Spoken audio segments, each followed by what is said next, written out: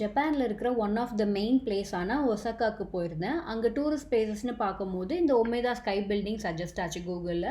நிறைய பேர் ரீல்ஸ்லேயுமே போட்டிருந்தாங்க. சரி அங்கே போகலாமேன்னு சொல்லிட்டு மார்னிங்கே கிளம்பி போயிருந்தேன்.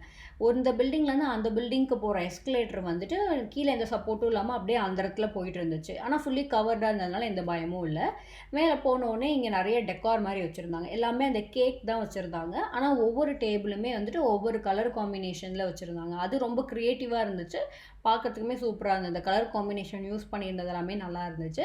அண்ட் இங்கே பக்கத்தில் லவ் லாக் கூட சேல் பண்ணிட்டு இருந்தாங்க. அப்போ புரியல, மேலே வந்து பார்த்தா தான் இங்கே பாருங்களேன் இவ்வளோ லவ் லாக்ஸ் இருக்குது, இதுக்கு தான் கீழே சேல் பண்ணிட்டு இருந்தாங்களா அப்படின்னு அப்போ தான் தெரிஞ்சுது. இவ்வளோ பேர் வந்து இங்கே போட்டிருக்காங்களா லவ் லாக்ஸ்ன்னு நினைக்கும் போது ரொம்ப ஆச்சரியமாகவே இருக்குது.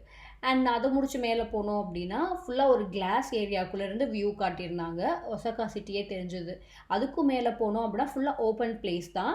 ஆனால் வெயில் தான் மண்டையை பொழந்துச்சு. பட் இங்கேருந்து பார்க்கும்போது அகைன் ஒசாக்கா சிட்டியோட வியூ தான். மேபி நைட் டைமில் வந்திருந்தா லைட்ஸ் எல்லாம் போட்டிருப்பாங்க இல்லையா, அப்போ பார்க்கறதுக்கு இன்னும் நல்லா இருந்திருக்கலாம். இதுதான் அந்த 2 எஸ்கலேட்டர், ஒன்று ஏறுறதுக்கு ஒன்று இறங்குறதுக்கு பேரலாக இருந்துச்சு. இதோட என்ட்ரி ஃபீஸ் பார்த்தீங்கன்னா 2000 yen, which is around 1200-300 INR வரும்னு நினைக்கிறேன், சரியாக தெரியல.